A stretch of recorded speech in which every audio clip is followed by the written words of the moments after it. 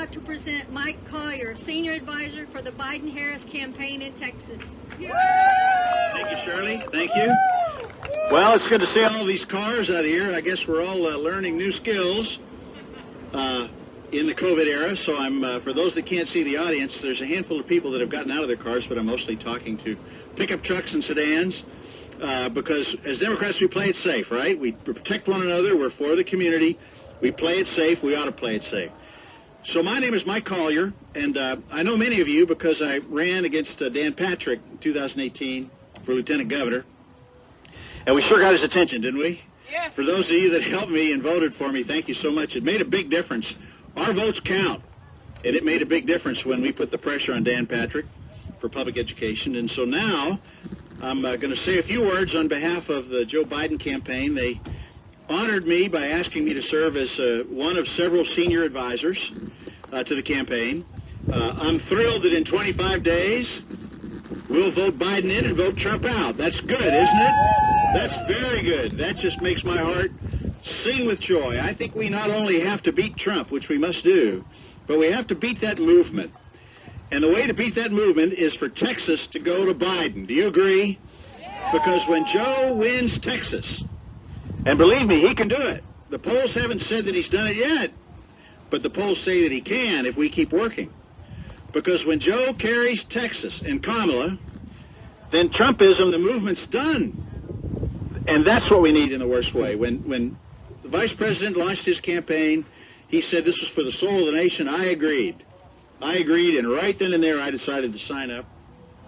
And so I've been working in various capacities. And he's just going to be a great president. Now, on the way over here, I want you to know that I drove in from Houston, lovely day, and I saw a few Trump signs in rural Texas. And I have to tell you, Trump is bad for rural Texas. Probably the worst president that we've ever had. Do you know that farms and ranches are going bankrupt at a rate that we haven't seen at least since the 80s? Some say since the Great Depression. Because Trump's policies have been an absolute disaster. Trade policy has been a disaster. Joe Biden understands we do have to get tough on China, no question about it, but we have to do it in concert with other nations. Otherwise, it will not work, and it has not worked. And worse than that, 4 more years of Trump, and our farms and ranches, they won't have any market. Once they've cultivated these markets and these relationships to sell their fine product over a period of decades. When it's gone for good. And what happens when our agriculture industry fails in Texas? There goes our schools. There goes the livelihood of so many Texans. What about hospitals closing? Why do you think hospitals are closing? It's healthcare policy, but it's also farming and ranching industry, and it's health as an industry. Now, Joe Biden understands that. Now, for those that are listening, I want to draw your attention to tomorrow. There's an event to talk specifically about agriculture policy in Texas and rural Texas. And we're going to hear from former Agriculture Secretary Tom Vilsack. We're going to hear from former Trade Representative Ron Kirk. We're going to hear from Charlie Stenholm, congressman, rancher. And we're going to talk about the distinction between Trump and Biden when it comes to rural Texas. And we're going to get into farm and ranching policy. And Trump's been a disaster. And we're going to get into health care. And we're going to get into closing hospitals. We're going to get into public education. We're going to get into broadband and the rest. I can assure you that the folks that are flying these Trump signs as you drive out here are going to be delighted that Joe Biden is our next president when they see what Democratic policies do for them. And so that's my message to rural Texas. And the last thing I want to say is 2 things. Kamala Harris was an inspired choice and an inspiring woman. And I thought she did fabulously in the debate. And when I look at the Democratic Party and I look at the ticket and I look at what we stand for, that's America. That's America. We stand for civility. We stand for justice, a sense of community. We're honest with each other. We're joyful. And that's what this election is all about. So we have 25 perfectly good days to get out there and knock on well, we don't knock doors, right? But we make phone calls. We need to wear ourselves out. Because when Texas goes for Biden and all the other fabulous candidates, we will have saved American democracy. Necesitamos ir a votar por Joe Biden y Kamala Harris and MJ Hager y todos los demócratas because they are para familia, trabajo y salud It's very important that we vote. Muy importante. So let's go do it. Thank you all very, very much. And have a great day. Thank you. Thank you. Thank you so much. Okay, next up.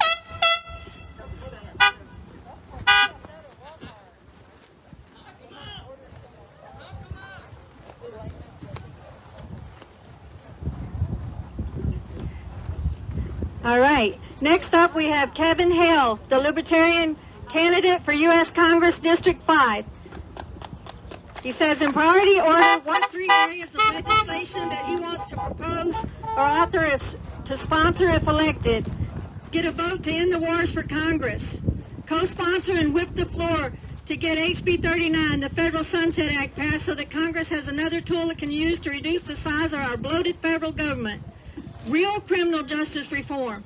End qualified immunity. End no-knock raids. Require 2 hours of de-escalation training for every hour on the gun range and have police and their unions carry liability insurance. He believes we never truly get racism out of people because of envy, jealousy, and the hate that exists in the hearts and minds of humans. We should, however, confront it every time we see or hear it being spewed or displayed. The more we do this, the more we educate, and hopefully it will be less prevalent. I welcome you to the stage, Kevin Hale for U.S. Congress, District 5. Thank you. Thank you for a wonderful introduction. That was awesome. Can I get a few honks for my old school Jimmy Carter Democrats out in the yard? Yes, Jimmy Carter. I want to bring this up because Jimmy Carter was the last president not to drop a bomb on somebody. Think about that. Jimmy Carter was the last president not to drop a bomb on somebody. Let's end the wars. We are currently bombing people that never attacked us and do not even have the capability to attack us. We need to bring our troops home for defense of our country, not other countries. We are not mercenaries. I don't want to send my children to be a mercenary for some other government. I want my children to defend this country if they so choose.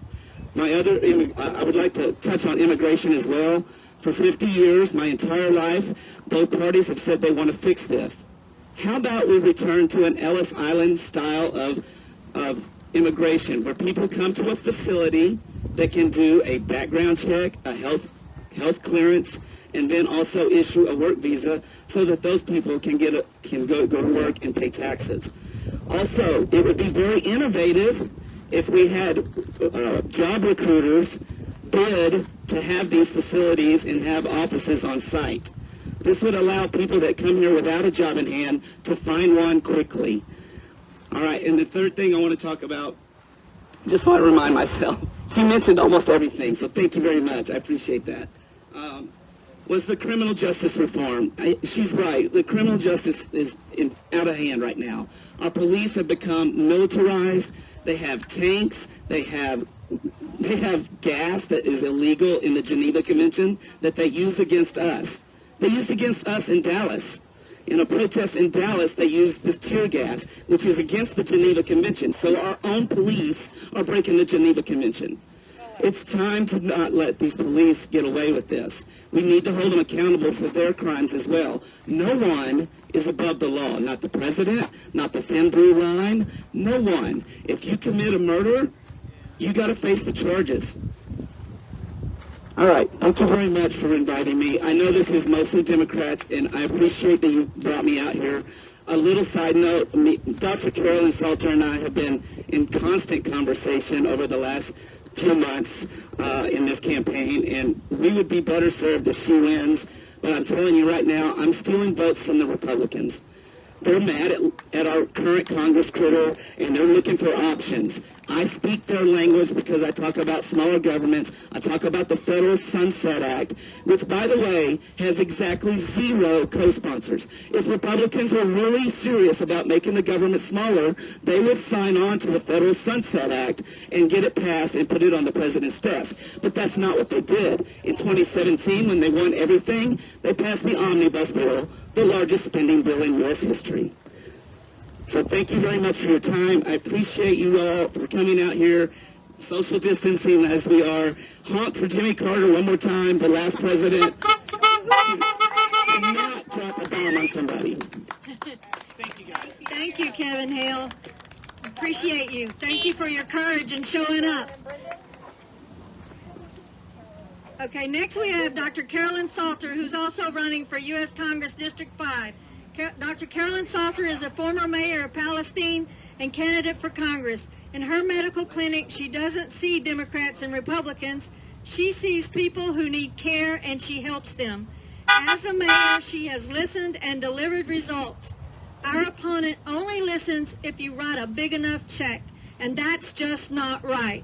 Send her to Washington, and she'll bring responsive representation back to our community.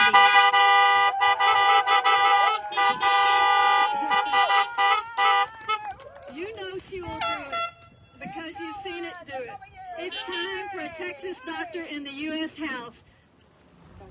Dr. Carolyn Salter, thank you. Thank you so much, Shirley. Let me lower this. I'm shorter than the other people. So my name is Dr. Carolyn Salter. I'm from Palestine, Texas, where I'm the former mayor. My husband's here supporting me today. And he's also a physician. We own a clinic there. And we've been treating COVID-19 patients. I've been doing COVID-19 Facebook Live updates every Monday. When it first started, it was almost every day of the week.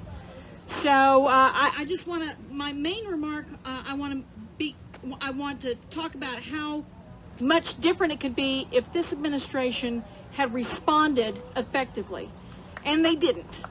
And I'm sorry for that. I'm so sorry for all the people who have lost loved ones.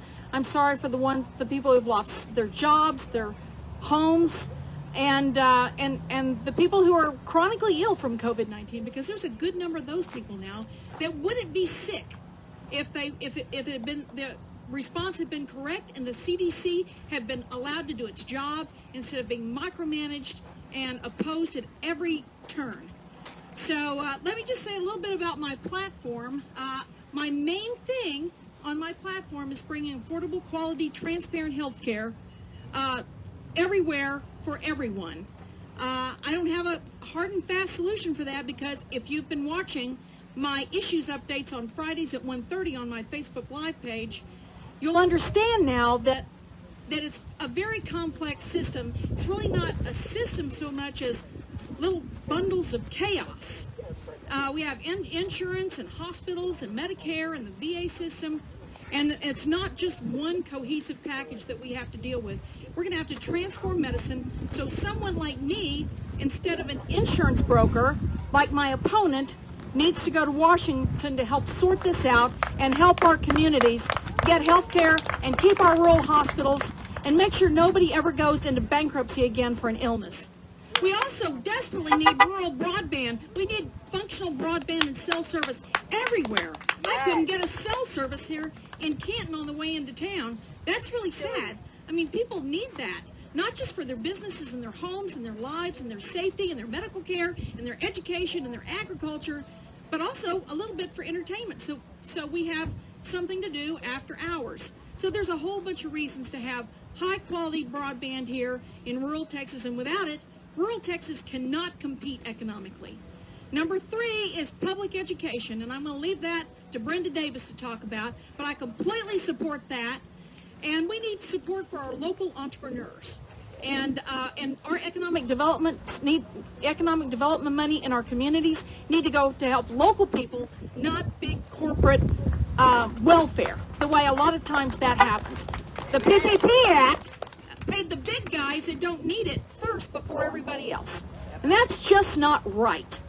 I also want to thank Kevin Hale for showing up, because my opponent, Lance Gooden, a Republican, was specifically invited here and did not show up.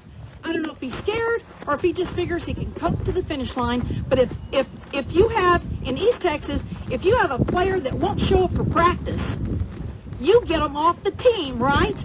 Right. So we need to have somebody who's going to show up, have town halls, are going to care about their constituents, and they're not going to let the leaders in their party tell them what to do. Because Lance jumps however high up Trump tells him to jump whenever he says jump. And I'm going to work for you, not for party leadership, not for my donors. I'm gonna work for the constituents of my district. I'm gonna have town halls. I'm gonna listen. I'm gonna care, and I'm gonna be there for you, just like I was when I was mayor of Palestine. So I want to thank you all for coming, and all of you people out there in internet land, listening on this, streaming Facebook Live, or wherever you see it posted. Thank you so much. Keep going, keep going. So well, they want me to keep going. I've never been this popular before in my life. Well, I think that's wonderful, but there are other people that need this stage, and I'm going to relinquish it to them right now.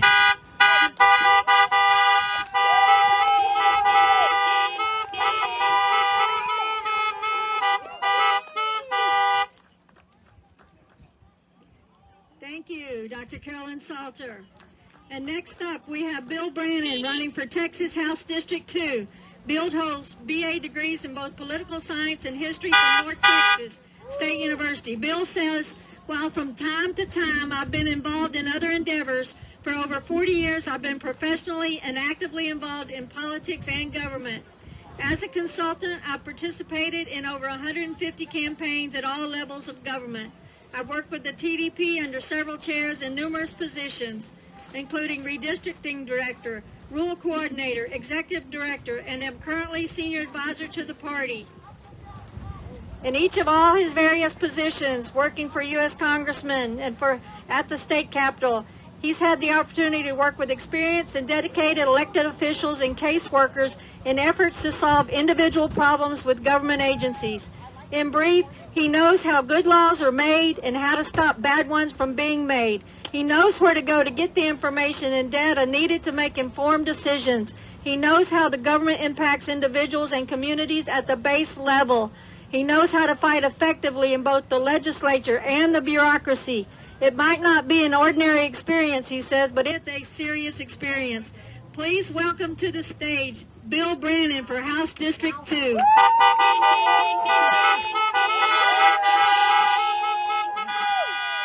Thank you, and thank you for pulling that right off my website. Listen, I want to thank the I want to thank the Van Zandt County Democrats and all the volunteers that pulled this together today. This was really a nice thing for y'all to do, and I very much appreciate it. And I also want to thank you. You not hear me? Get closer. Just project. Keep going. You're good. Okay. Also, I want to thank my campaign team for putting up with a really, really difficult candidate. I mean, I am absolutely the original do as I say, not as I do guy. But I appreciate their help and them sticking with me. And now I want to talk to you for a little bit about Republicans. I will start with John Cornyn putting up an ad saying that he supports coverage of pre-existing conditions. And the other day, President Trump said that he was going to buy a presidential mandate so that you will be able to get coverage for pre-existing conditions. He just damn well has said you can have a Rolls Royce, okay? I mean, the bottom line on this, it's never been illegal to have coverage for pre-existing conditions, just like it's never been illegal to have a Rolls Royce. There's a highway that'll take you to Dallas, and there's a dealership there that'll sell you one. The problem is nobody can afford it. And when the one thing that changed that was the Affordable Care Act. That's what pre-existing condition coverage into the range where people who actually need it can actually get it. And they voted to do away with it 40 times, and they're in court trying to do away with it today. Well, let me tell you, Democrats fought for the Affordable Care Act just like they fought for Social Security and just like they fought for Medicare, and they passed it over with Republican objections just like they did all those things. So if you want coverage for pre-existing conditions, you can trust Democrats. If you trust Republicans on this, good luck with that Rolls. But let me remind you that no family ever went broke or lost a loved one because they could not afford a Rolls Royce. And now let's talk for just a minute about Medicaid. Yes, ma'am? Melody, I'm trying to follow the cues. No, you're going. Keep going. You're good. All right. Look, the dumbest thing that we have ever done in the state of Texas, governmentally, is not to expand Medicaid. Every single thing that results from that decision is bad. You know, when we passed the Children's Health Insurance Program in Texas, we did it with one dissenting vote, one old curmudgeon from Tyler. Otherwise, everybody voted for it.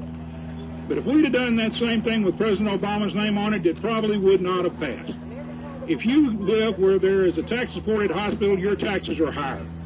Your out-of-pocket is higher if you use that hospital. Your insurance premiums are higher. Over 1 million Texans that would have coverage today don't have coverage. Over 5,000 Texans a year that would be alive today are not alive. We gave up $300 billion in economic growth, and we gave up hundreds of thousands of good-paying jobs, not to mention $100 billion of our tax money. Every single result from that is bad, and why did we do it? We did it Obama. I mean, come on, folks. We used to have a time in this state where people looked at the merit of an idea before they looked at the source of the idea. Right.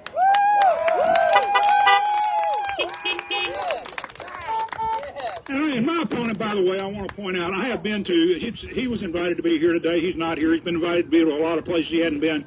But one thing that should be important to the folks here in Van Zandt County is I have been to 3 educational forums in Van Zandt County. And in fairness, Dan Flynn showed up for 2 of those. Brian Slayton hasn't been to one yet. That is exactly what he thinks of the educational community. He is bought and sold by the voucher lobby. He is 100% owned by the voucher lobby, and I am 100% against vouchers.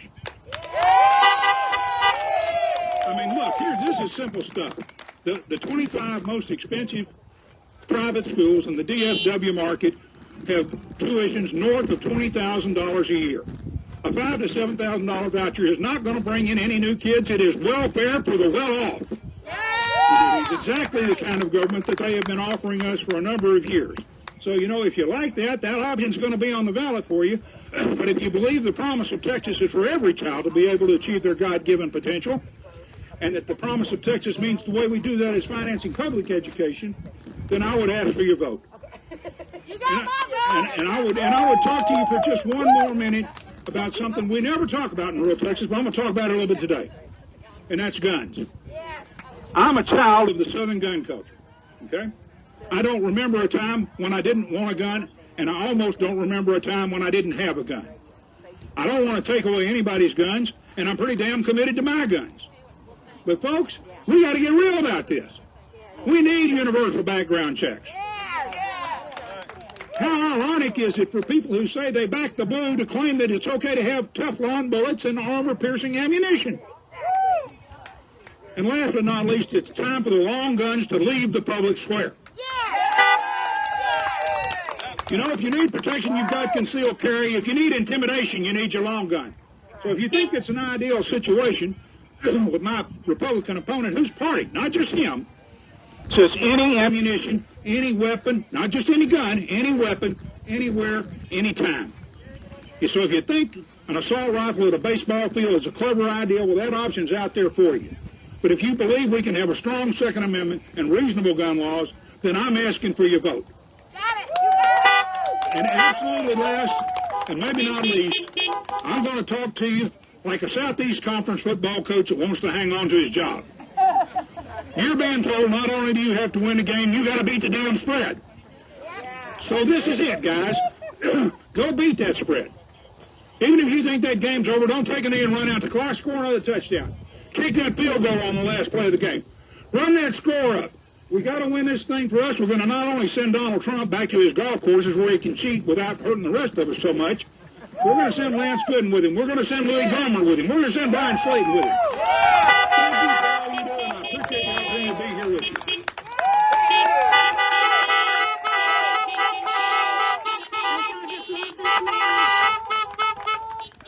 He's awesome. That was Bill Brannon for House District 2. Bill Brannon for Texas. Go to his website, donate some money so he can get his word out. All right.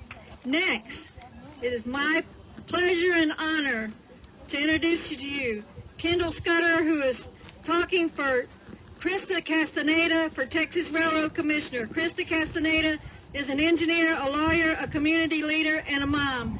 After receiving her degree in electrical or industrial engineering from Kansas State University, Chrysta earned her law degree from SMU. As the founding partner of a law firm in Dallas, Chrysta focuses on oil and gas litigation.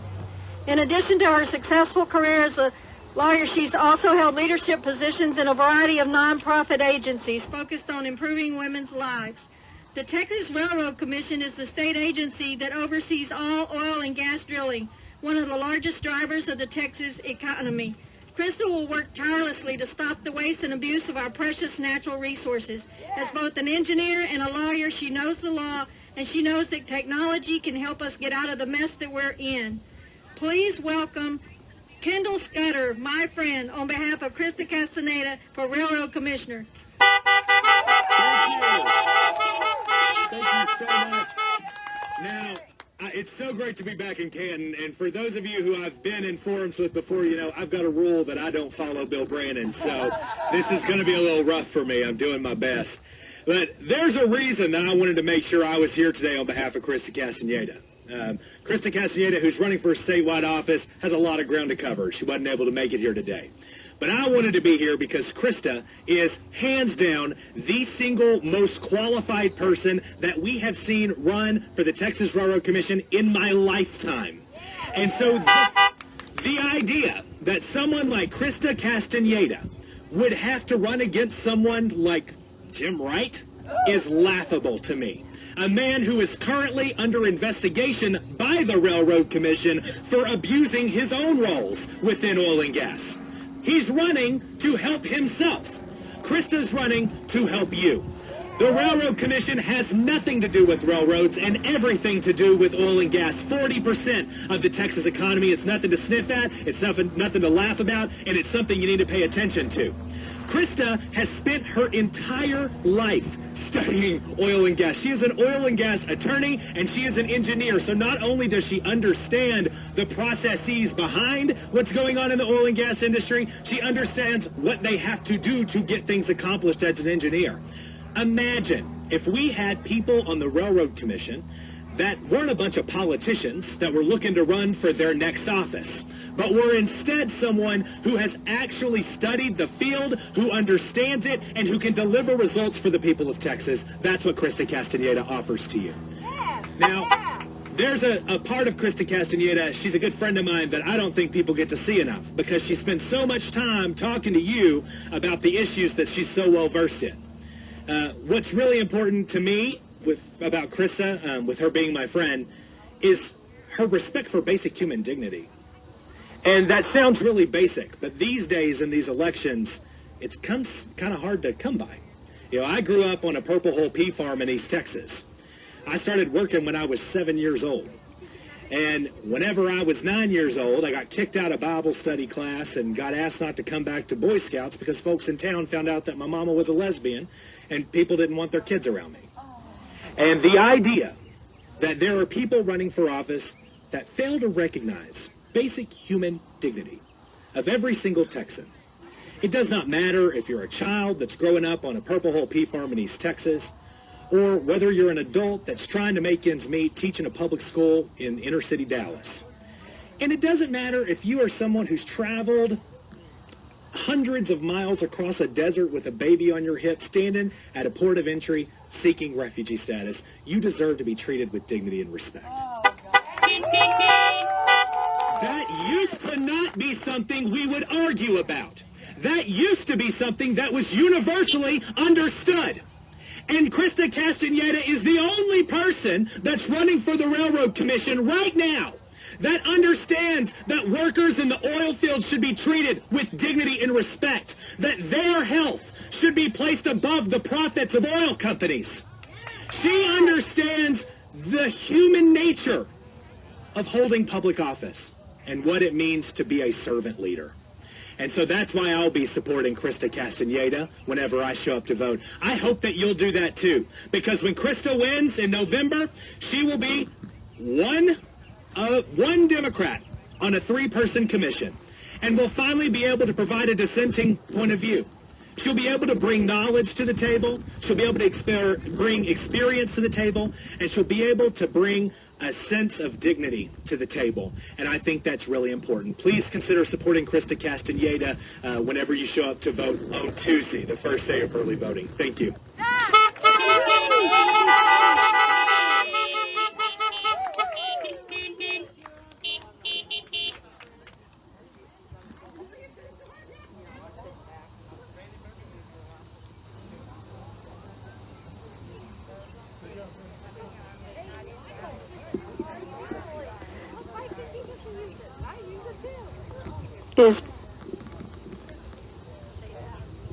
Brandon, Birmingham.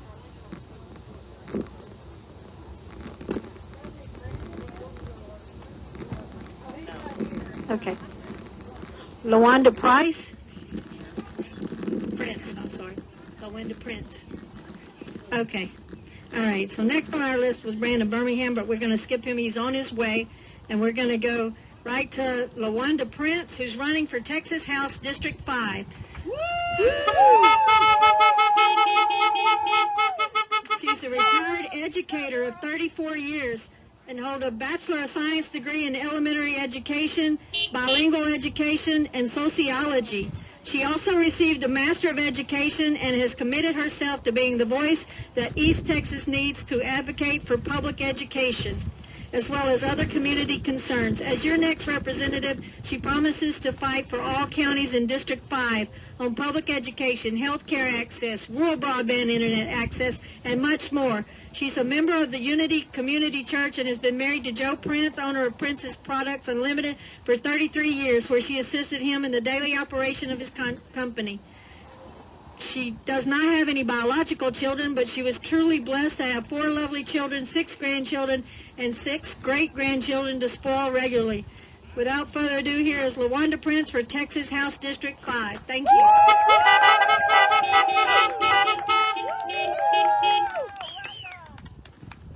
My name is LaWyanda Prince, as she said, and I'm running for State House District 5.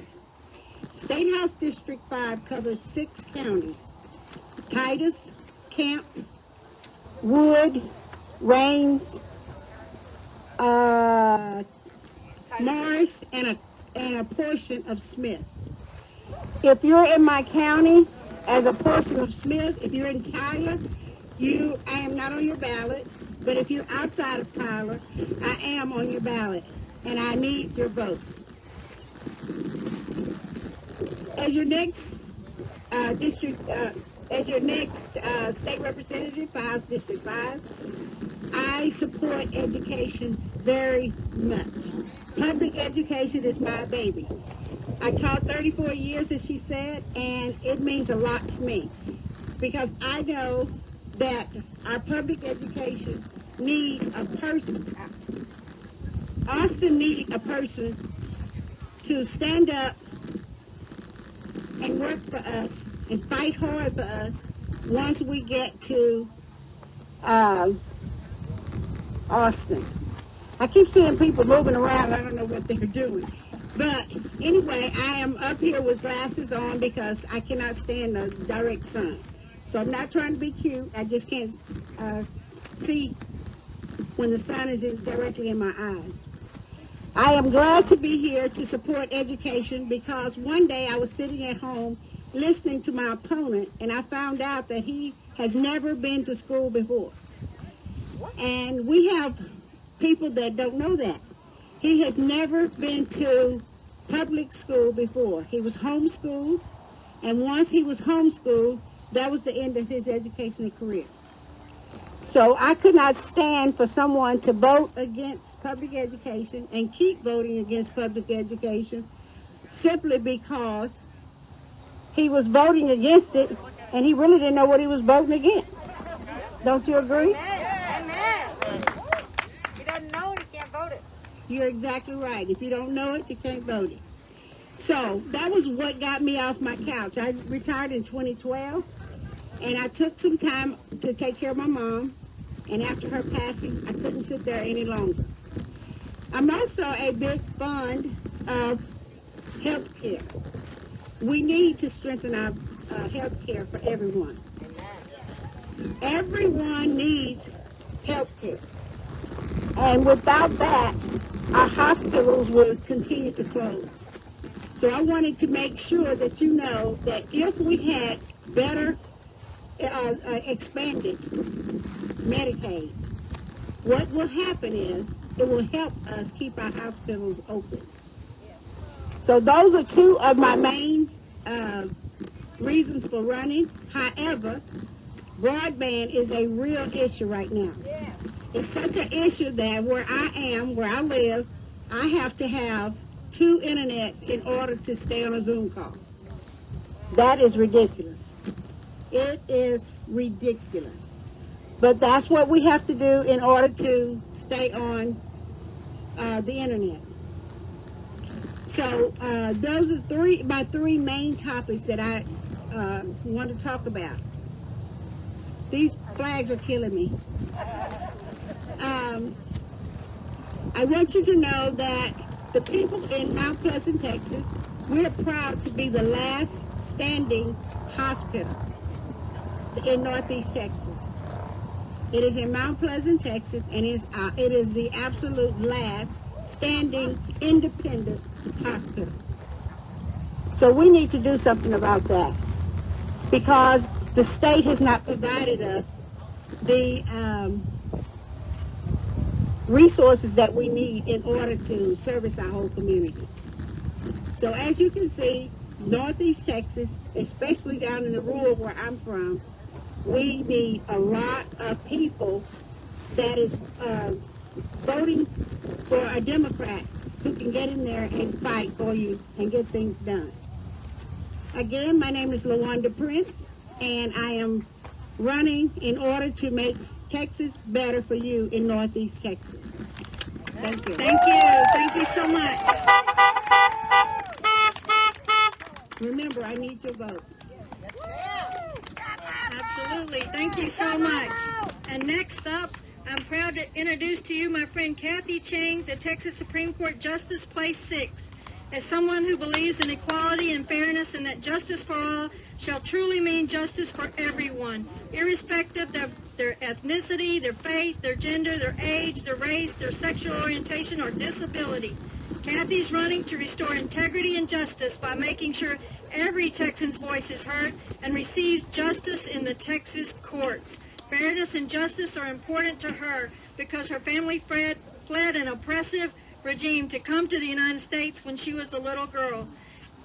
And she is such a great speaker. I'm going to be quiet and let Kathy Cheng tell you everything she needs to tell you. Thank you so much.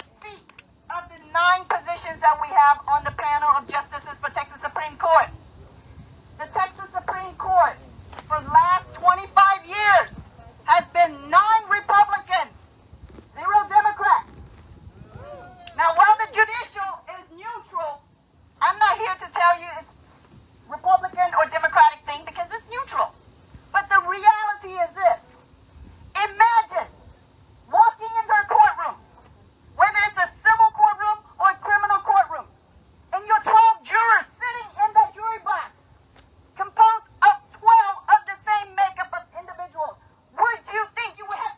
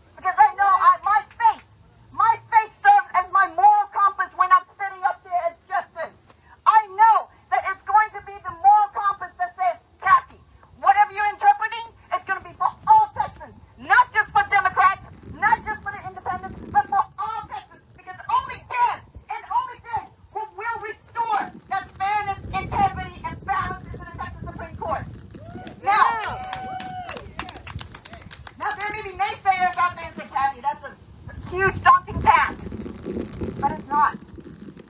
Republicans have already started their negative ad campaigns about us. So don't be surprised if you start receiving those in the mail, and you're going to see a lot of it, possibly even in the news. But it's okay. That means they're scared, right? You don't go into negative campaigning unless you're scared. But I promise you, my fellow Democrats, the 7 judicial candidates, the 7 statewide judicial candidates, 4 on the Texas Supreme Court, 3 on the Court of Criminal Appeals, we're resilient. We are there, and we're going to fight to the end. Because why?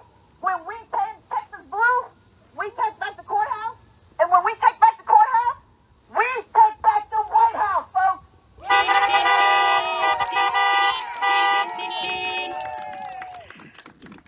So, who's with me? Who wants to turn Texas blue? So I'm asking you. Starting October 13th, that's this coming Tuesday, let's not go to the polls. Let's march to the polls! This is the fight of our life! This is not just about justice being on the ballot. This is about democracy. This is about freedom. And the folks, like the Braveheart says, freedom! I am your candidate, and I am honored to be your justice on November 4th.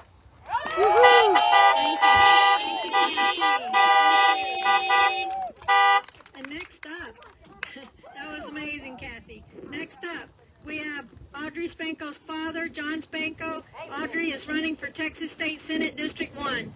She's the licensed social worker and advocate. She's from Mineola and has 2 degrees in social work from the University of Texas. For roughly a decade, she worked for nonprofits helping families seeking medical care and basic needs support.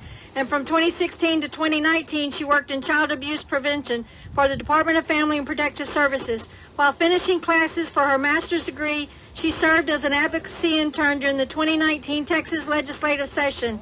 It was this experience and all that she witnessed while working as a social worker in Texas that inspired her to run for Texas State Senate.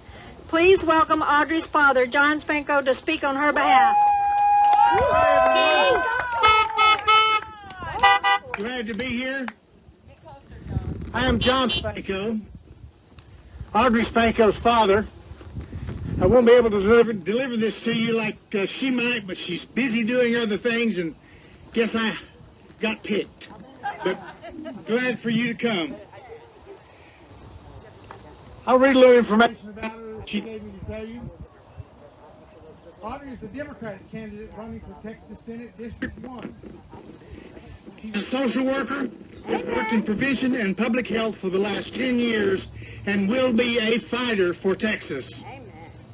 Audrey believes everyone in Texas should have health coverage and access to a physician and medical care.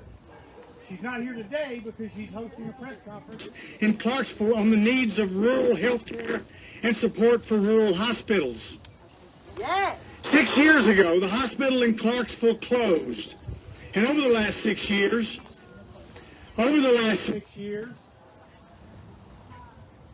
13,000 residents of Red River County have gone without a hospital. This is just one of 4 rural hospitals that have closed in Texas Senate District 1 over the past 10 years. Hospital closures put the health of our community at risk and represent a failure in state leadership. Expanding coverage and insurance could help save other vulnerable hospitals in the district. Audrey will fight for Medicaid expansion to bring coverage to tens of thousands of Northeast Texans and billions of dollars into our state economy. Expanding Medicaid won't solve all our problems, but it is a step in the right direction that would provide desperately needed care for over 2 million Texans. We must also invest in preventive care, increasing reimbursement rates, and telehealth medicine. Audrey is also a strong advocate for public education. She will fight for a system that supports high-quality education for our kids and values our public school educators. House Bill 3, which passed in 2019, provided sweeping public funding reforms, but it wasn't enough. Our public schools still need more dollars, and our elected officials need to be held accountable for letting corporations off the hook for not paying their fair share of taxes. Public schools are the foundation of our communities. In East Texas, Audrey will fight every day to increase wages for teachers because they are worth more. They need higher salaries. They need better health care. They need more resources. Audrey is a strong supporter of raising the state minimum wage. Raising the minimum wage is an important step to promoting financial stability for all working Texans. The current minimum wage of $7.25 an hour has not increased in 10 years. And although wages aren't increasing, our rent, groceries, and costs are. Audrey will work to close that gap. Audrey is a fourth-generation East Texan. She understands the needs of our region and will be a strong advocate for the needs of our community. As her proud father and campaign representative, I can promise you her moral compass is strong, and she's running in this race to be a voice for us. She knows East Texas deserves better, and she is on a mission to make sure we have better representation in Austin. We need Audrey in the Texas Senate. She'll focus on public school teachers and everyday East Texans, not corporate lobbyists. Both East Texas families, workers, teachers, and every resident of Texas Senate District 1 will have an ally in the Texas Senate when you elect Audrey. She will listen up and show up for East Texas voters of all political stripes. Early voting starts this Tuesday, October 13th, and goes through October the 30th. I'll repeat that, and remember it. The election starts next Tuesday, October 13th, and goes through October 30th. Make a plan. Get out and vote. Audrey and every candidate here today needs your vote. Thank you very much. Y'all remember Audrey Spanko. Next up, we have Hank Gilbert for U.S. Congressional District 1. Hank says, I'm running for Congress because I believe we need a congressman who will bring a good dose of East Texas values to the halls of Congress. When I'm elected to Congress, I'll fight for enhanced funding for rural health care, massive student loan reform, and economic policies that make sense for East Texas. Hank Gilbert has lived in Congressional District 1 for most of his life. A longtime rancher and small business owner, Hank spent many years teaching high school agriculture before leaving education to run his own small business and focus on his own ag needs. He has two sons, Peyton and Cody, who attended pharmacy school at UT Tyler. Please welcome Hank Gilbert. Thank you for inviting me out today. It's always love to have the opportunity to come out and talk to Chevrolets and Fords and Dodges, and I don't get many Audis, so I kind of feel like I'm in high cotton today. I am running for Congress, not in this district. I'm running in the district just next to you against somebody that you probably know, Crazy Louis Gilbert. I'm thankful that I have the candidate that I have to run against because everybody in the country knows him and has an opinion. And because of that, we've been able to raise a decent amount of money from all over the United States, Puerto Rico, Guam, and even military abroad, because they're all sick and tired of Louis.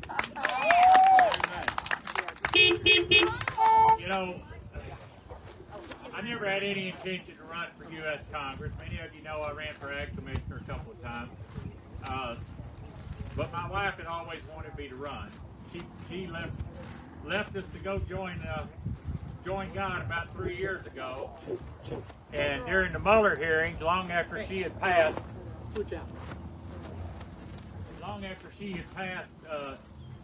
I had the opportunity to watch the hearing, and I saw Louis go off on a decorated military veteran like Robert Mueller.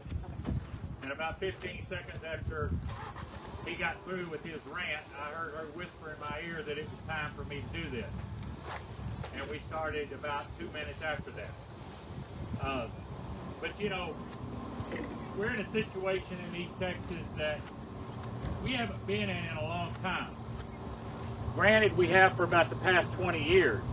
But prior to that, all of East Texas, from Texarkana to Beaumont, was a strong Democratic area of this state. Amen. And now, you know, these experts will say, well, you know, you can't win in East Texas because it's too red. No, it's not. The same people that were here 20 years ago that were voting Democrat are still here. And if you ask them, away from their social groups, by themselves, they'll tell you that they are still Democrats, that they're fiscal conservative Democrats, but when the Democrats lost East Texas, the party, both nationally and statewide, abandoned them. And that's the truth. You know, I had the honor, I guess, or privilege to speak before the 2006 Democratic State Convention.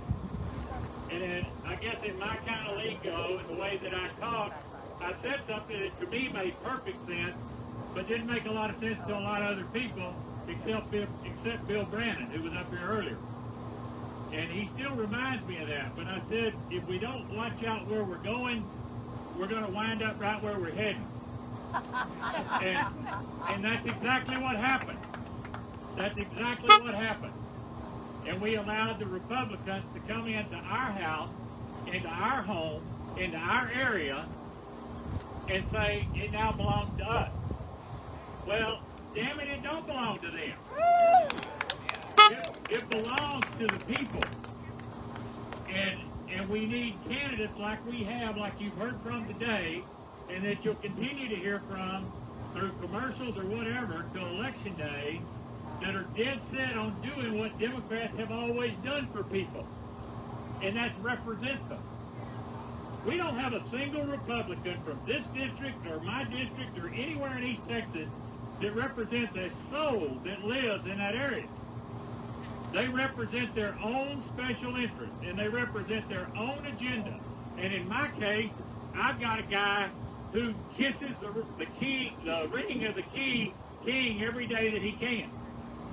He would love for Donald Trump to be a dictator because he thinks that he would actually benefit from that.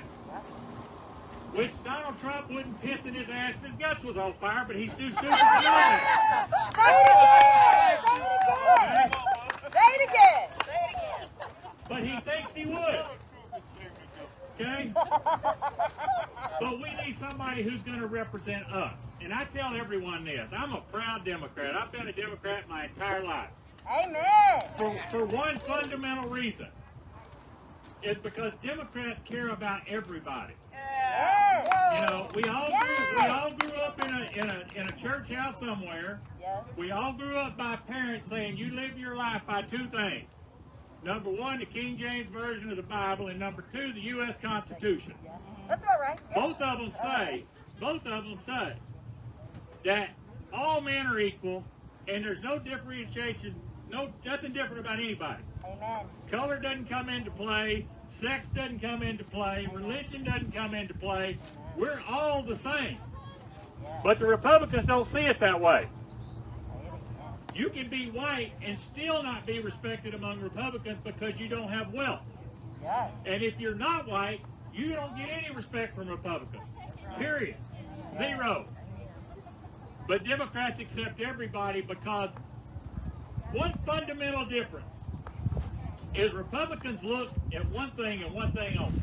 And I'm sorry if there's any of you here, but I hope you understand what I'm saying, and I think you'll agree with me. It's what can I do to enhance myself today? They don't care about their kids' future, their grandkids' future, or anybody else's. What can I do to help me today? Where Democrats are the polar opposite. We don't care about ourselves. We care about our kids.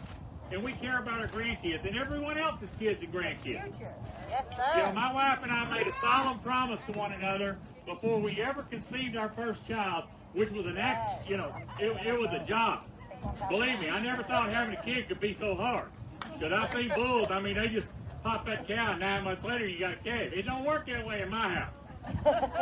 So after several operations and everything else, we finally had one. But prior to that, we made a promise that if we couldn't together promise to make it to where our kids would have a better life than we did, and that we would leave this place better for them than what we had, then we weren't going to have any. And we made that promise to one another. 3 days before she died, one of the last conversations I got to have with her, she reached out and grabbed my hand, and she said, "Are you going to keep our promise?" Yeah. And I said, "Mama, you know I'll fight every day until I come join you trying to keep that promise." That's what makes Democrats different than Republicans, because every one of us made that promise. And your parents made that promise. And we work daily to make sure that we keep our promises. Yes. It's time. It's time. People are ready. After 3.5 years of the most narcissistic SOB we could have ever let invade our house, Say it again. and all the people that have enabled him to get there, like my opponent, like Carol's opponent, like all those that are up there now who won't open their mouth to stand up against him, makes him complicit in everything that he's doing and done and will continue to do. People are ready for a change. Republicans tell me every day. Republicans from the mega church that Louis attends in Tyler tell me every day, "I'm a Republican, but I'm voting for you and I'm voting for Joe Biden because I'm tired of this mess that we're in." Come on. Folks, the only thing that's going to keep us from being victorious on November 3rd is for everybody who can hear this message just going and casting their single solitary vote. Amen. If you just do that, we're going to lose. If you want to make sure that we get back to our roots in East Texas, back to the blessed country that we had before 2004, then you've got to make sure that not only you vote, but that everyone in your family votes, that everyone in their family votes, that all your neighbors vote. Anybody and everybody that you can get to the polls need to vote. Get them to the polls. Do not be the only one being yourself to cast a ballot, or we've all lost. And folks, if we lose, and this son of a bitch that's in our house gets back in our house, this may be the last Democratic election we ever get to have. That's not hyperbole. You know I'm an East Texas boy, and I'm going to tell it like I see it. If we don't knock him and all of his scum out with him, we will be an anarchy. We will have a dictator. And we will not have what so many thousands of people have fought to make sure that we keep a democracy. I'm not going to let that happen, folks. I can tell you right now, I'm not going to let it happen. If I have to haul thousands of people one at a time to the polls, I am not going to let that happen. And I don't think anyone here is either. So I'm counting on you. Everybody you've heard from and the ones you haven't heard from yet are counting on you, because we want to represent you. We want to be your voice. Not just the ones that voted for us, even the ones that didn't. We want to show that we want to keep America a democracy. We want America to grow, because we want to be able to fulfill that promise that we made to our children. Because that's what Democrats are. We're promise keepers. Folks, HankForTexas.com is the website. Please go on there, volunteer, join, do whatever you can. We need your help. We think we got this thing in the bag, but we know that it's going to be a close race regardless, whichever way it turns out. Our commercials start up on TV Monday. Help us keep them up there. Thanks for coming out and enjoying this great weather. Henry Lewis would be sadly disappointed because I only see one Chevrolet in the lot. But, hey, you know, he made plenty of damn money making this thing, so he's okay. Thank you for your time. God bless you. God bless the United States.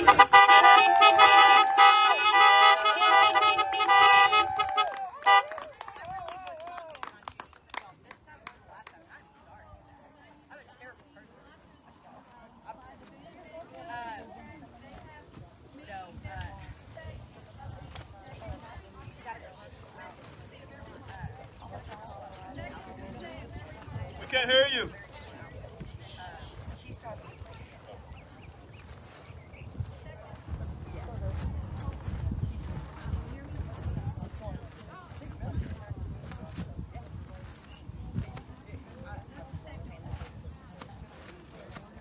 Okay, the second Tuesday.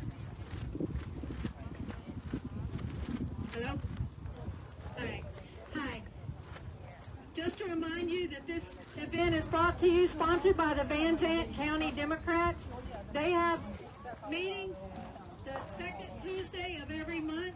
The Van Zant County Democrats, you can find them on Facebook, your Van Zant County Democrats. Second Tuesday of every month. Please support them. Also, all right, so next up we have Julie Gobble, Texas House District 6. As a candidate, she runs with the understanding that our community is only as strong as its most vulnerable constituents.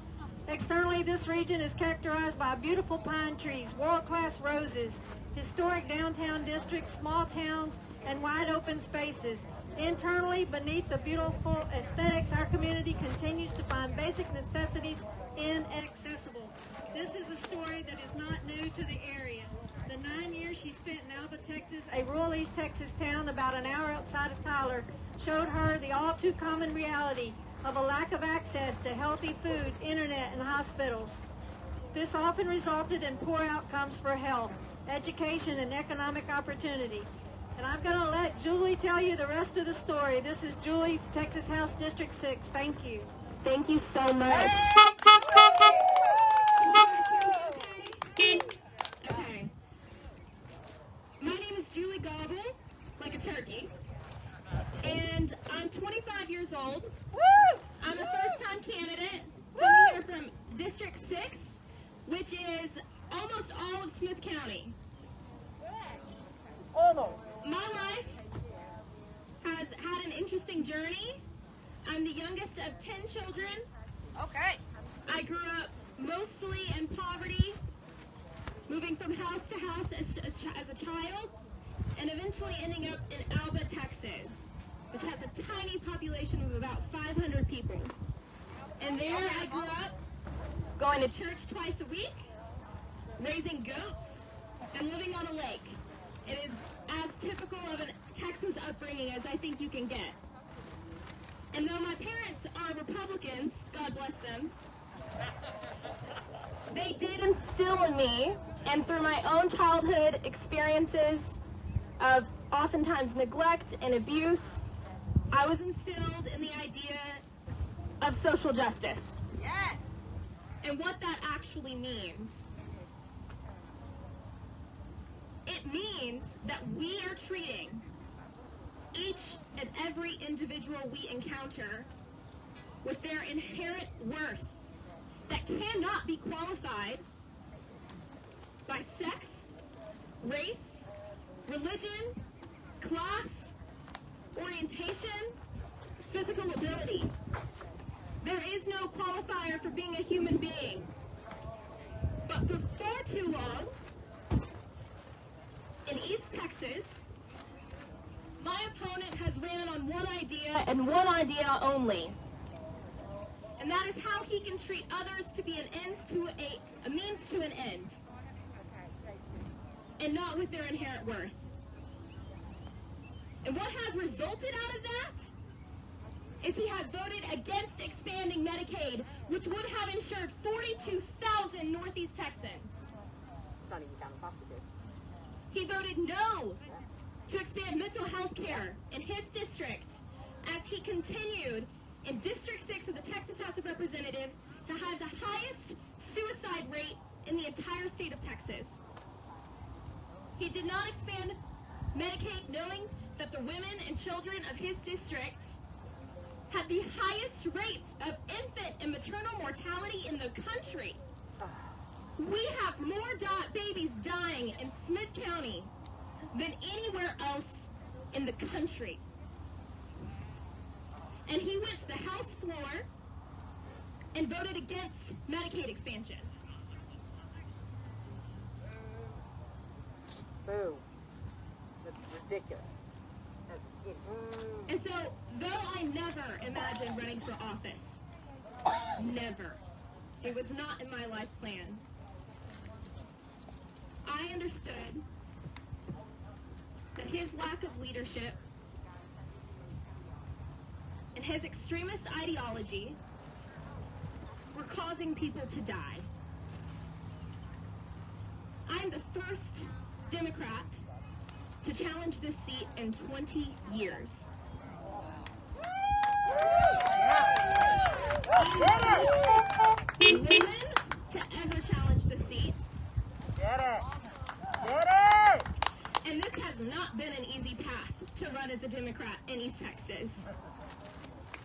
But what resonates with every person I talk to, whether they be Republican, Independent, Libertarian, or Democrat, is that we have to have leaders that are problem solvers and not those that are going to make human issues wedge issues. If you care about abortion, you need to make sure women have the resources they have to bring a child into this earth. You need to make sure that we are providing sex education. Amen. And access to birth control. Amen. Yes. Say it again. If you care about those dealing with mental illness, you need to make sure that every single person in your district has access to mental health care so that they can overcome and live a life worth living. If you know someone who is in poverty, they better have the same access to public education as those on the other side of town. Amen. There is no qualifier on human life, yet we have politicians going to Austin, making it their life's work to make it harder to access health care depending upon your race, making it harder to get the care you need depending on your sex, making it harder to get a good education depending on your wealth. Those are not Democrat versus Republican values. That is right versus wrong. Those are And human rights. if you care about the people of Smith County, then I would ask that you vote for me on November 3rd and during early voting. Amen. We cannot afford another 2 years of Matt Schaefer. No. We cannot. People are literally dying. And I don't know how to make that any clearer. That this is a matter of life and death for people that are less fortunate than us.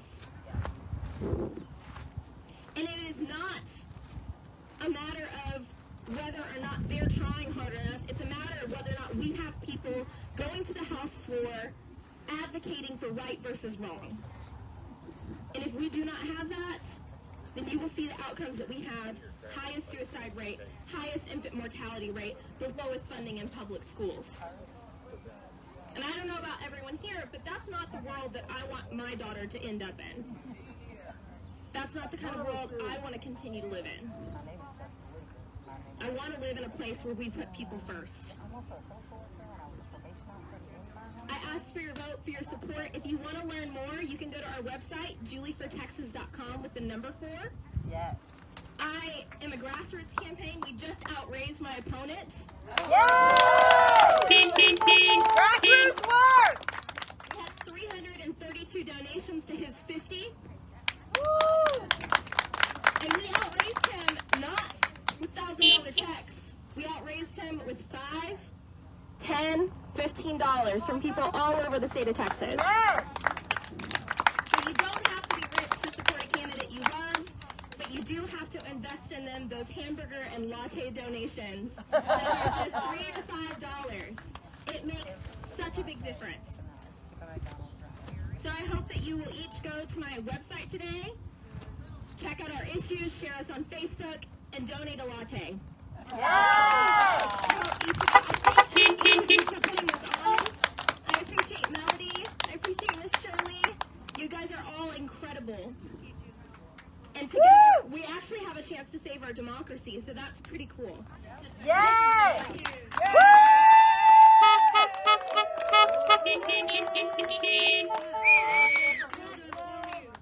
We have Elizabeth Davis Frizell. She's running for Texas Judge, Court of Criminal Appeals, place 3. She has 20 years of judicial experience, 26 years of legal experience, a proven champion for justice and community connected. When elected for judge, she says it's her goal to bring balance to the highest criminal court in the state of Texas and ensure fairness in the trial process and sentencing. Yes! Elizabeth Davis Frizell, thank you. Well, thank you, Van County. Woo! I don't know if this thing is working, but I'm going to talk loud enough that everybody can hear me.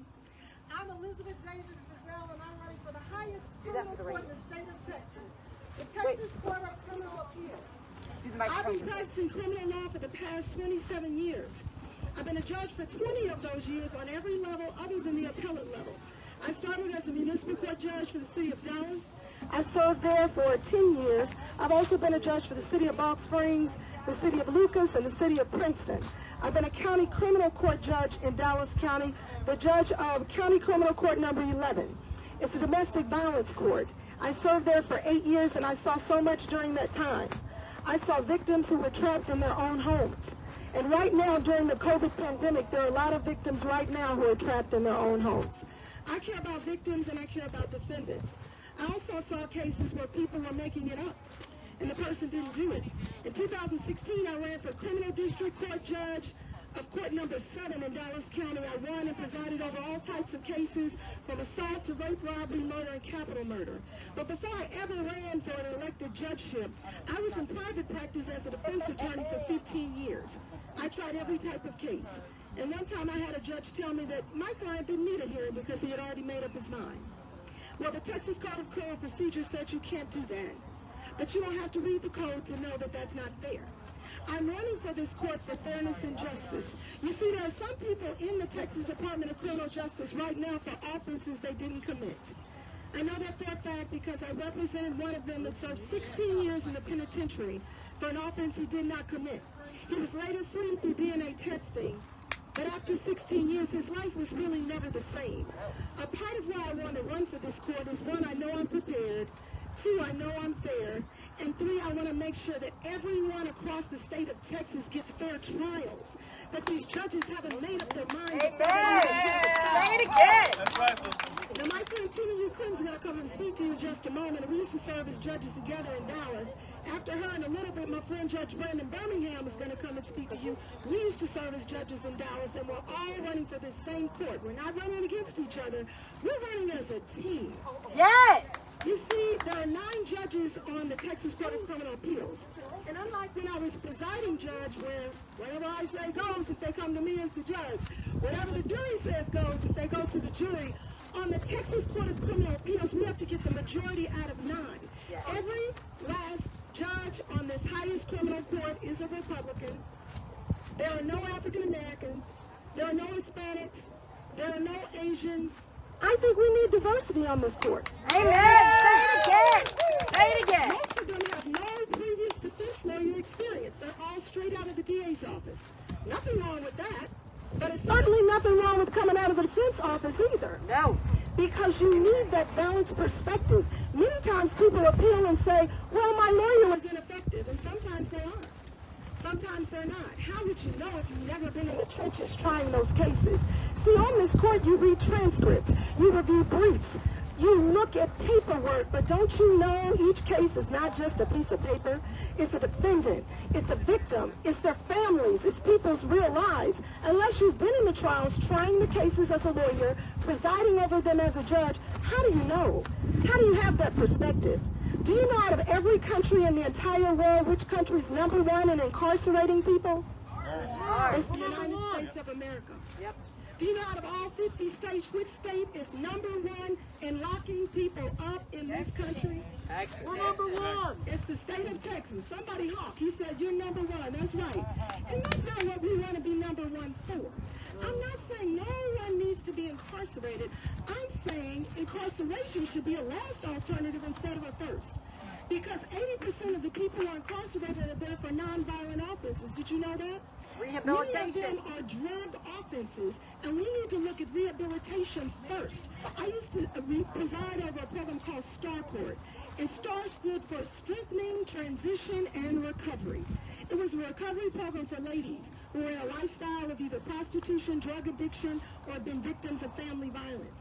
Many of them went through the program and never came back.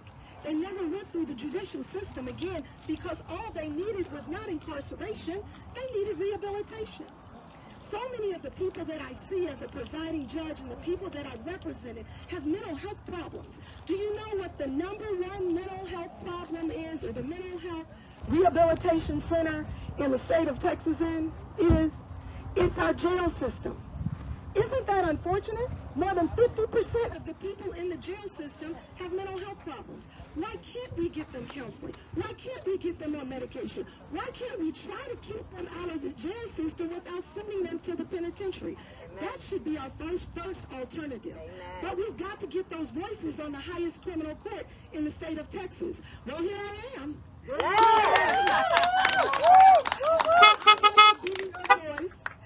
I want to be that voice of balance and fairness. I want to be fair to everyone that appears in front of me. And I want you to check out my record. Don't take my word for it. Go to FrizellForJudge.com. Frizell, F-R-I-Z-E-L-L, the number 4judge.com. You can find out everything about me.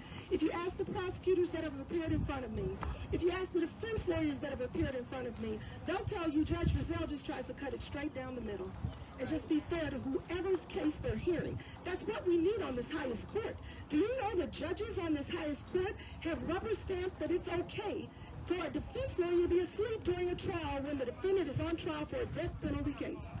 They said that's okay because, the lawyer was asleep, but it wasn't a critical stage of the trial. That was their legal rationale. Can you believe that's what's passing for fairness and justice in our highest court? But then again, we shouldn't be surprised because there hasn't been a Democrat to run against him in over 22 years. Well, here I am. Here Timothy Clinton is. Here Judge Brannon Birmingham is. It's three of us. That makes 3 voices of 9, and that is going to make a difference on November 3rd. I'm going to give you an easy way to remember my name as I take my seat. We can do better in our highest criminal court in the state of Texas. We can have excellence in our highest criminal court in the state of Texas. We can excel with Judge Elizabeth Frizell.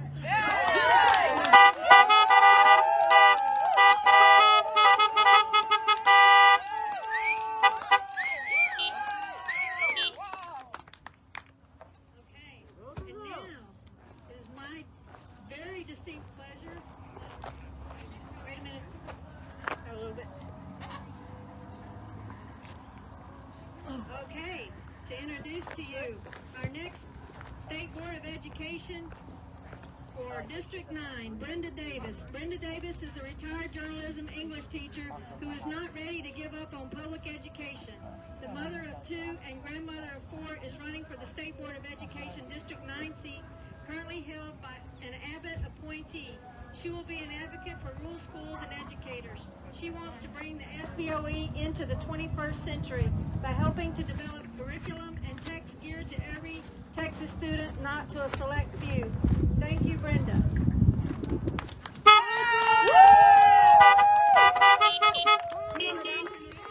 you for inviting me here today. As you can tell, I dressed for the Texas OU weekend. Woo! OU sucks. Unfortunately, Oklahoma won. No! Next time. Anyway, I decided to run for the State Board of Education, like she said, because I just wasn't ready to give up on public education. I left the classroom, and 2016 happened. I woke up the morning after the election. I had cried all night. I cried all day. I cried for 2 or 3 days afterwards. And my husband said, so are you going to sit around feeling sorry for yourself, or are you going to do something to change it? So we moved to Canton County, and here I am. Yeah. Woo! I'm going to ask you one question. If you were going in for surgery, would you want a teacher to do your surgery? No, you wouldn't. So why would you want a businessman to run your education? Yeah. Amen. You need teachers on the State Board of Education. Yes. Teachers who know what students need, what teachers need, how curriculum should be written. Yes. This pandemic has proven to us that the SBOE let our students and our teachers down. We have known for years that something like this was going to happen. And eventually we were going to have to think of an alternative way of teaching our kids. We weren't ready. We should have been, but we weren't. And part of that blame goes back to the SBOE. They decide curriculum, they decide TEKS, and they decide textbooks. And they failed you. They failed all of us. Amen. Sure did. I am trying to be nice here. I'm running against a chiropractor who thinks being a chiropractor is a learning style. No. I personally just told him, no, honey, that's not a learning style, that's a vocation. So why would you want somebody that's leading the state board that doesn't even know the difference between a learning style and a vocation? Amen. We don't. We don't. We don't. I have 4 grandchildren that are a product of Texas public schools. My daughter is a dyslexia 504 coordinator for the Frisco ISD. Awesome. And I am a retired journalism English teacher. So I think we've got education pretty well covered. Yes. I'm a product of Texas public schools, and you know what? I can speak in complete sentences. Unlike the person who lives at 1600 Pennsylvania Avenue. Yeah. I can also think straight. Yes. And I've been married to the same man for 51 years. Yes. Woo! So take that, Mr. Trump.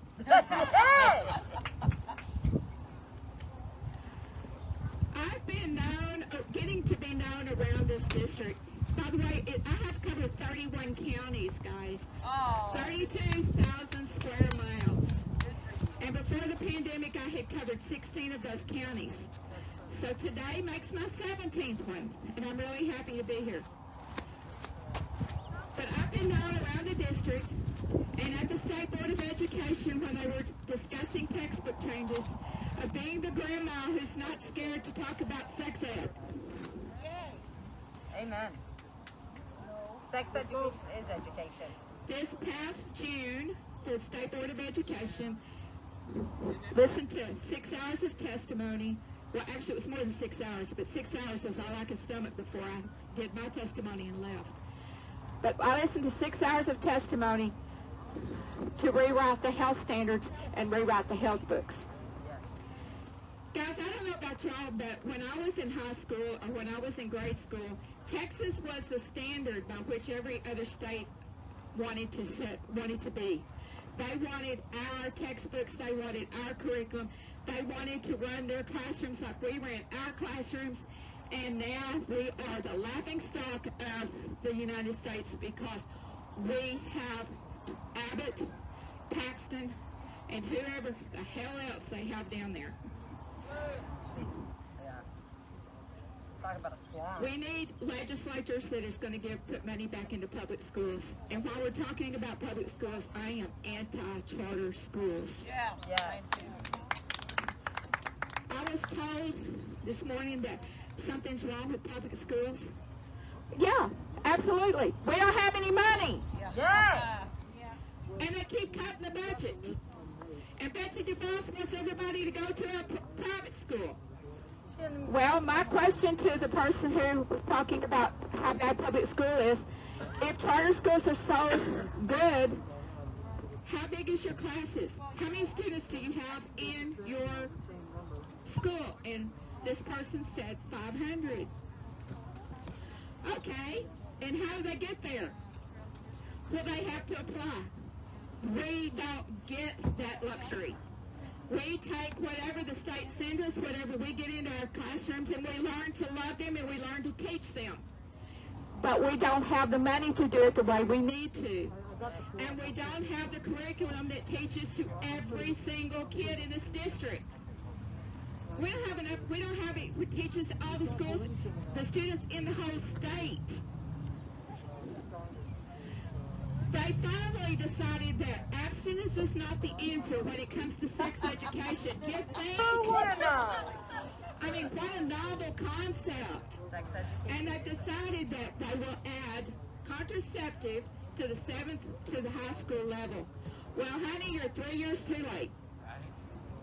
Because I had students that were pregnant in 6th grade. I had freshman students walking into my classes and they would have 2 kids. Do the math. 6th grade, 12 years old. 3 years too late if you start teaching it in 7th grade. Yep. Where you need to teach it is starting in 2nd grade and teaching it all the way through. Amen. Praise it. Okay, they didn't address the LGBTQ students. They have decided that if we just ignore it, it's just going to go away. No, it's not. It is not. It's not going away. We need to embrace these kids. Amen. Let them know that we love them regardless. That it's not a choice. It's how they were born, and why are we punishing them for how they were born? I am 5'2". I can't punish my mother for being 5'2", and she was 5'7", and my sister's 5'7". I can't go back and punish my mom for being 5'2". I just had to make do with what I had. Yep. So I make up for it with my big mouth. That works. You can ask my students. I've been known to stop a football team with, "Excuse me?" Well, when I get to Austin, that's exactly what I'm going to do to the State Board of Education. I'm going to walk in there and go, "Excuse me, this 5'2" woman is here, and it's time for a change, and you're going to listen to me." And then I'm going to take my extra time that I have when I'm there and visit the legislatures. So I'm asking you guys, if I call you for bail money, I may need it. I got you. Because I have a feeling Mr. Bob Hall is going to have me arrested the first time I walk into his office, because he and I have already had words 3 or 4 times. Thank you, Brenda. Thank you so much. Anyway, I am a down ballot candidate. So y'all are going to have to go to the middle of the ballot and look for me. And tell your friends to look for me. Tell them if they want somebody that's in there that's going to support their children, no matter what their gender is, no matter what their ethnicity is, no matter what their economic, social, what their social and economic standards are. I am the teacher that needs to be there. We need to vote off these businessmen that think that school can be run as a business. No, it cannot. Children are not a commodity. They are living, breathing human beings who deserve our respect, our love, and our attention. Yes. So please vote for me, Brenda Davis, District 9, State Board of Education. Thank you.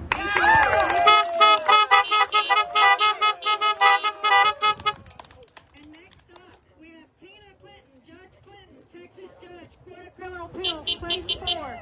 Tina believes that the people of Texas should have a choice of who they would like in their highest criminal court in Texas. There were many cases like Moore versus State that were remanded by the U.S. Supreme Court in 2017 and again in 2019 that show why Texas may need a fresh voice. Tina Clinton served as a prosecutor, defense attorney, municipal judge, county criminal court judge, and now as a state felony district court judge. She has taught criminal law nationally. She was honored to teach ethics to my fellow judges in Texas, and they could use some ethics, as well as serve as faculty at New Judges College. She has tried over 400 trials over her 25 years in criminal law.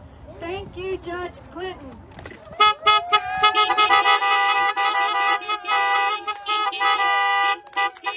Let's go, Tina.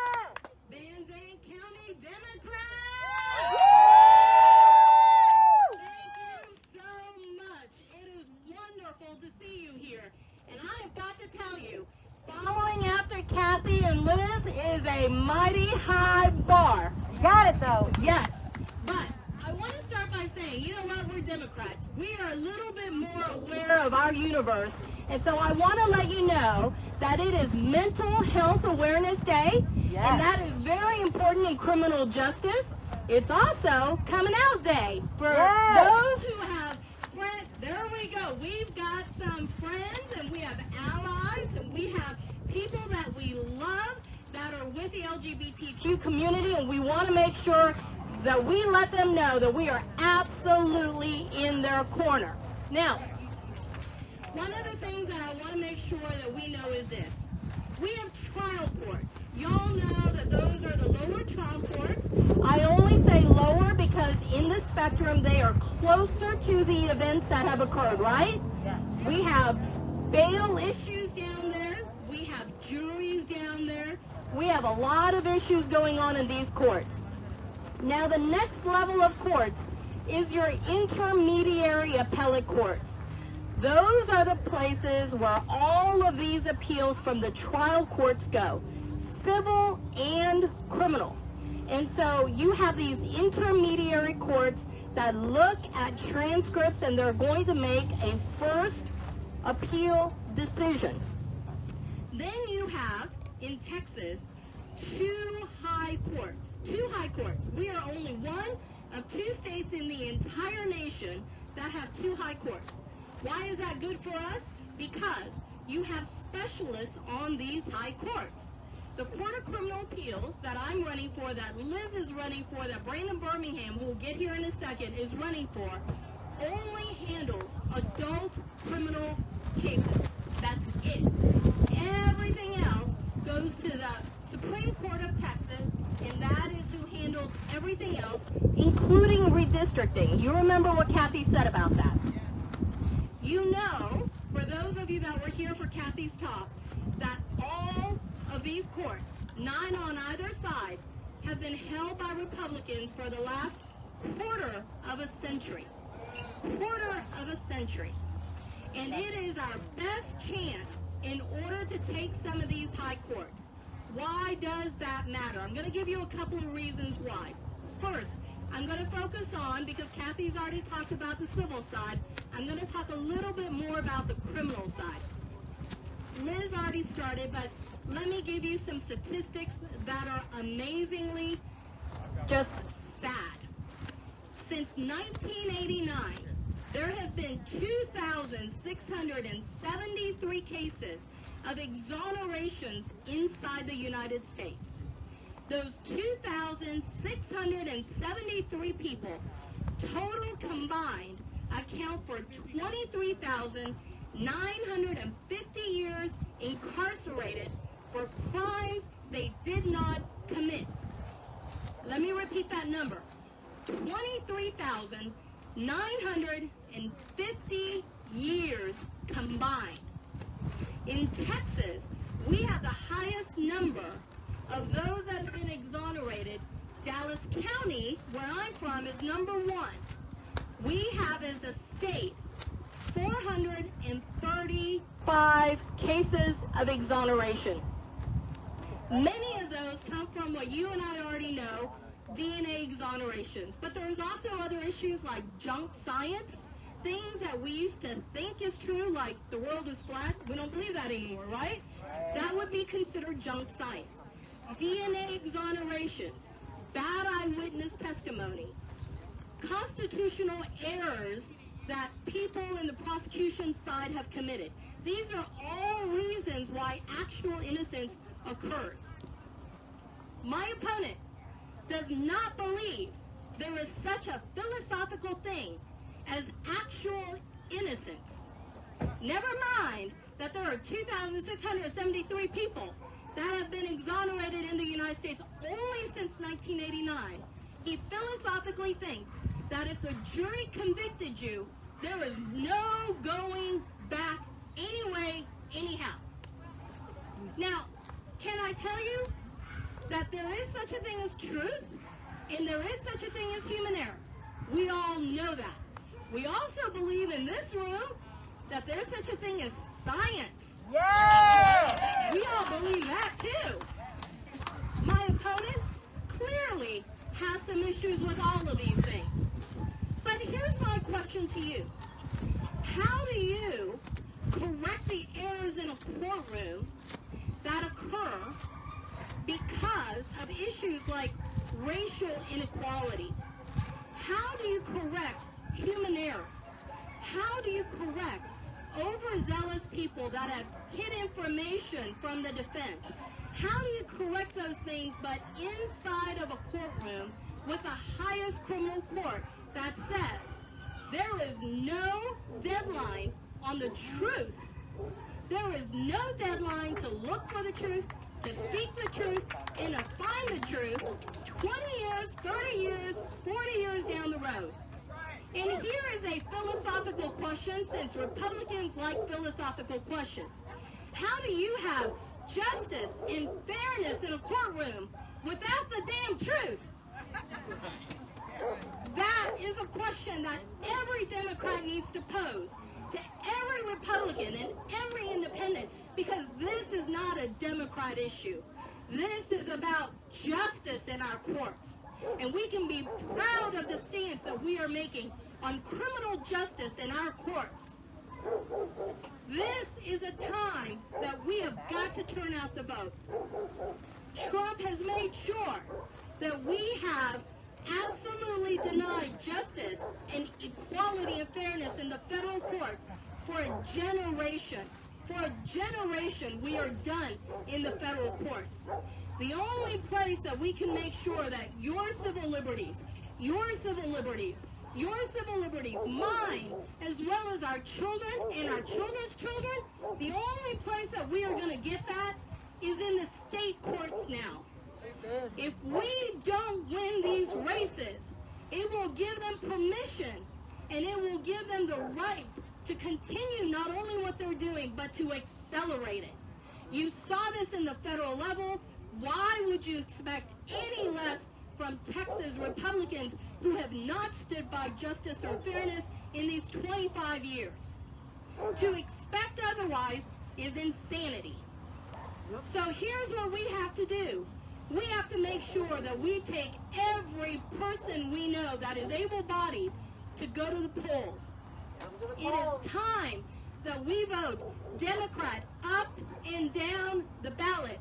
God bless. I know you know my name is Clinton. I know you can remember that. But you know what? You know what? I don't care if you remember that. You just know that I'm a Democrat. That's all that matters. That is all that matters. And when you vote and we take the White House, the State House, and the courthouse on November the 4th, we can finally begin to live up to the promises of equality and justice for all. It's time, and it's time that we demand it. My name is Tina Clinton. Thank you so much for having me here.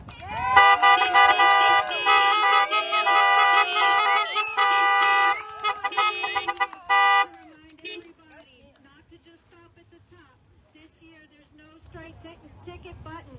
You've got to go and select. You've got to go and select everybody on the ballot. Every race is important, all the way from the top to the bottom. Don't give out. I want to got a couple of announcements. I want to remind people who sponsored this great event. It was sponsored by the retired teachers of Anderson County, the Van Zandt County Democrats, the Wood County Democrats, the Hunt County Democrats, Kaufman, East Dallas, Smith, and all of the rural East Texas. And to remind you that early voting starts next Tuesday. And also, I want to introduce to you one more time our candidate for House District 2, but also our senior advisor for the State Democratic Party, Bill Brannon. Last time they let me come up here because they wanted somebody to yell. This time they want me to come up here because I'm old and sometimes forgetful. You know, I can remember all of the words to old Lynn Fry songs, but I don't really know why I'm in the garage.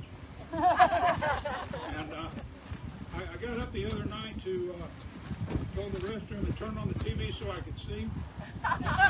And ended up buying an air fryer. So I'm bringing this up because I want all y'all to help me remember that on Tuesday early voting starts. Yes. And we all need to vote as early as we possibly can when it's least crowded. Get it out of the way. Get yourself off everybody's contact list. Because we only annoy those who haven't voted yet. And if you're going to be early voting by mail, be sure and get that ballot in your hand. Drop it off at your collection station, which is obviously where your absentee polling place will be, if you can. If you cannot, get it into the mail as soon as you can get it into the mail. It is so important. There's never going to be a more important election than this. I know that half a dozen people have told you it's for the sake of democracy. It is, in fact, for the sake of democracy. If we're going to recognize this country, if we're going to fulfill the promise of this state, we're going to do it by getting rid of the current president and replacing some of our local elected officials with people that give a damn about their constituents. Please vote early. Please vote often. Please vote, not often, I'm sorry. That's not often. Please vote all the way down the ballot, don't stop. Yes.